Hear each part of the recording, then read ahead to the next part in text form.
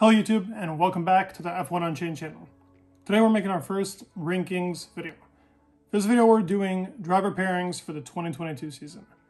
Now, the season isn't over yet, but I think we can get a gauge of where driver pairings are and how well they did in the season together.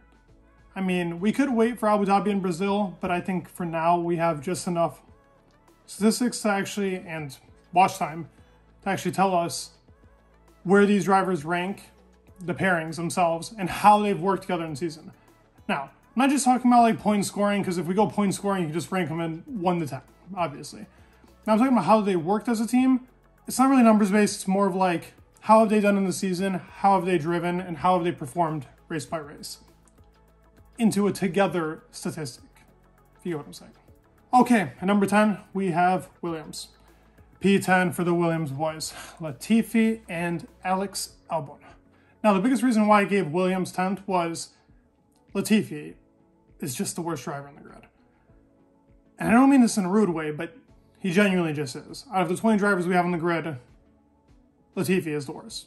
And if I'm including Nico and De Vries, who have also actually participated, they've even done better in their past careers. I'm counting even Formula E for De Vries has been better than any season that Latifi has put in. So that in itself puts him down. Albon's actually having I would say a very good season. For what he can do in that car, he's having a very good season. Together, they've scored 8 points. Albon has 4, Latifi has 2 from De Vries as well from that Monza performance. So, I mean, 8 points in that Williams car, that's definitely dead last. It's not too shabby, not too shabby.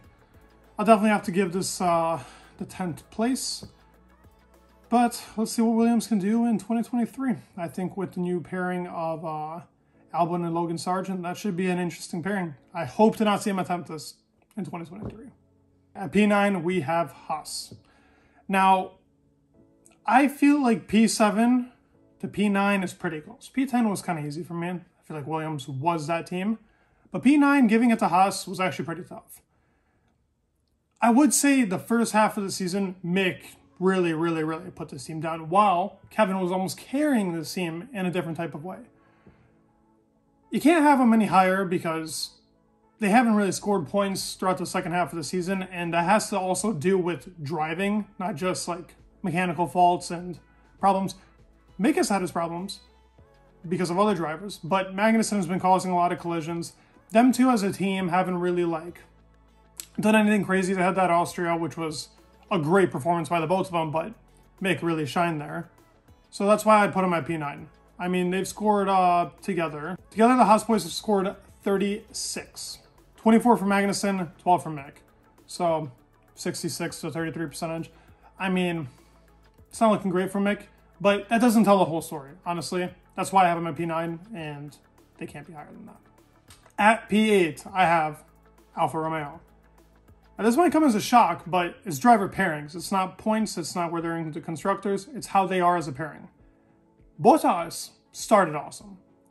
Zhou actually started pretty well too, considering he's a rookie and he scored points in his debut, scored points in Canada, and has been driving the car as well as you can probably have a rookie drive that's not like a Leclerc or a Russell or a Lando, but hey, he's not been bad at all. So together as a team, I would say that they are in the 8th position.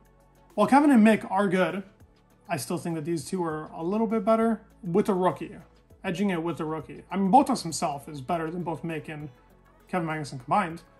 But actually, I take that back. Actually, K-Mag and Bottas are pretty close. Bottas is the better driver, but K-Mag is not too far off. At number 7, we have probably my favorite driver pairing off the grid, Yuki Tsunoda and Pierre Gasly. Them two are great off the grid. On the grid, I think they're good though. I think that they're good. Yuki has improved a lot this season. I think that them two working together is actually a good driver pairing. It's funny that I have him like ahead of like Alfa Romeo, who's obviously had the better season comparison to Alphatauri, but for what they can extract from that car, they have tried. For the past 3 or 4 races, their brakes don't even work. Every single time, they're both on the radio. Brakes. They glaze their brakes or something along that line that ended up changing with that car and making it underperform. Not like it's ever been performing this season, but you get what I'm saying. for what they could do, they're putting the car in the highest spot that they can with the machinery that they have. Kind of like what Williams is doing, but Williams has Nicholas Latifi. Alfa has Pierre Gasly, who arguably is just as good as Bottas in my eyes. And if he was driving the Mercedes that year that Bottas was in 2021, he would have done better. Now 2020 and 2019, I don't know. Bottas was in his prime at that time, and he really was driving his butt off. But it's close. It's close. Pierre and Bottas are very close, and Yuki's better than Zhou. So that's kind of how I'm like rating this. How many points have they scored this year? They've scored 35. How many has came from each and each? Yuki scored 12. Pierre scored 23. So for Yuki, he would have scored a lot of points in Baku, just like Gasly, if it wasn't for that DRS flap screwing up like it did. So let's say that Yuki had like another 6 points out of it, be 18 and 23. They're pretty close. They're pretty close. Pierre's kind of made his own faults. Yet again, I think that they're number 7. This one is kind of shocking, and if this man was in his prime, this would probably be, if not in the top 2 for driver pairings. And I gotta give it to McLaren. The reasoning for McLaren being 6th here and not something like Aston is because if we look at driver standings, Daniel Ricciardo has 35 points. Lando Norris has 111. Now, that's a huge difference. That's too big of a difference to actually be like, wow, these guys are solid to work together. Last year, he was also lacking in comparison to his teammate. So as a driver pairing overall together, Lando's probably having like top 6, top 5 season of all the drivers. But then you got Daniel, who's probably having a 18, 19, 20th standing out of all the drivers for his year. So when you put them together, I mean, how much constructor points do they have? They are 7 points off of Alpine right now, 146. Arguably, if Daniel had even 2 more decent races, 2 more, they would probably be ahead of Alpine. But Daniel has been terrible this season, sadly. He has been terrible, and that's why I have them at number 6. At number 5, the one that I think will shock the most people. Oh, biasness, oh, I'm wearing the hat. I don't care. I think that they're 5th. I think that Aston Martin has had a improved season in comparison to what I thought was going to end up happening in compared to that start. That start was atrocious, and when the car in the first, was it 5 races? When they had the bigger body, the AMR-A, wow, that car would probably be at like 9 or 10 points with the Williams car. They always had that, like, they've always been good on their tires, so it's kind of been saving them, but the drivers themselves have really driven this car to new levels. They have to learn a new entire concept. They've driven well together, and they are almost always in the points. Now, this is the one that I was trying to give the example for. Vettel's at 36 points, while Lance is at 13. And now that's a huge difference. That's a huge difference. But Vettel has had a lot higher highs, while Lance has been in the points about the same amount of times. I think he's 1 off of Vettel. About the same amount of times, but it's all been 10th places. For the most part, he had that in Singapore, 6th place, which could have been a 5th if it wasn't for Daniel Ricciardo pitting at the perfect time. Regardless, this team pairing has actually been pretty good, and I would say that they're better this year than they were in 2021. Now, at number 4, which I think is the obvious one, is Alpine. They're great together, but they're not better than the top 3 teams. Meaning, if you were to have, let's say that all 4 of those teams are even. Those cars are all even, meaning Alpine, Ferrari, Mercedes, and Red Bull. That's kind of how I'm taking this list. Think of it as if every car was equal on the grid, and how would each driver pairing do? How would each driver pairing do? Now, those Alpine guys, if it wasn't for Fernando, they would be way behind. Carlos Sainz, Charles Leclerc, better. Max, Checo, better. Lewis, Russell, better. As a team, they are better. Is Alpine good? Yes, they're better than another 6 teams that are on the grid.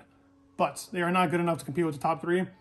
And I think this is a differential of from 4 to 10 and 3 to 1 is a big difference. We're in our top 3 teams here. Now, for these 3 teams, they are all extremely close. Small margins make these teams. Small margins. At 3, I have Ferrari. Ferrari is the team that I think has been losing those opportunities as a driver pairing, as a team in general. They aren't better than Mercedes and Red Bull themselves. If you were to put them in the same car, I would say that Russell and Lewis outperform Leclerc and Sainz, and same with Max and Checo. All in the same car, those two would be last. Charles is arguably a top 3 driver on the grid with Max and Lewis, but if you put Checo and Russell, I would say that Russell is extremely close to Sainz. Maybe Sainz edges it, maybe. But Checo is a better driver than Sainz, in my opinion. I don't think Sainz has had a year like Checo did, especially in that Racing Point when he did have the car. So, as how the 2022 season is going, I'm giving Ferrari 3rd spot. And number 2, Mercedes. Now, people are going to call me crazy because I think that this is the one that people usually say is the best driver pairing on the grid. I think it's close. I think if you were to compare Russell and Perez, which in my opinion is the one that you can only really compare, Perez is better. Just by a little bit. I don't think we've really seen the full potential of Russell just yet, but if it was the first half of the season, I'd probably say they were better. But with these incidents and Russell actually hitting Perez, I have him lower than Perez now for that reason. I think that Mercedes is second, but by this much. By this much, they're second, almost first, and I think that 2023 might be a different story, depending on how the car is. So to conclude the list, obviously we have Red Bull at number 1, and I want to give my reasoning as to why I have them at number 1. I think that Red Bull has had the most solid driver pairing, and they really work together. I think 2021 even really showed that. While Bottas and Hamilton were awesome, Perez saved Max Verstappen in multiple occasions. He defended for him when he needed to defend. They work together. They score a lot of points together. They killed it in the Constructors this year when Ferrari was on them the whole entire year. Mercedes has been competing with them too, but Checo has almost always been there. Checo has 2 wins this season. Arguably could have had 3 if it wasn't for Saudi. He could have even had 4 in Spain if they let him pass. So this driver pairing has been good. Sainz only really could have won Silverstone, and he really won that by luck. You know what I mean? I mean, Sainz is amazing. I'm not using that as a thing as to oh, Sainz could have won more races, but he didn't. They had arguably the same car for a lot of the season. Perez made it count. Sainz did not. That's why I have this Red Bull pairing at number 1. They really are as good as they say they are. That concludes the driver pairing for the 2022 season. I mean, this is my first rankings. I have a lot more planned for the rankings, especially when the season is over, but I feel like this was a fair one to do now, considering we don't really need the last 2 races to be oh, okay, this driver pairing is better than the other driver pairing. Brazil and Abu Dhabi wouldn't tell the whole story. The whole season itself has already told the story enough. So, tell me, what are your thoughts? Do you guys disagree with the list? Do you guys agree with it? And who do you think, how would you guys put the list? Put it in the comment section below. Thank you for watching. Please leave a like and a subscribe. That'd be amazing. It'd mean the world. Peace.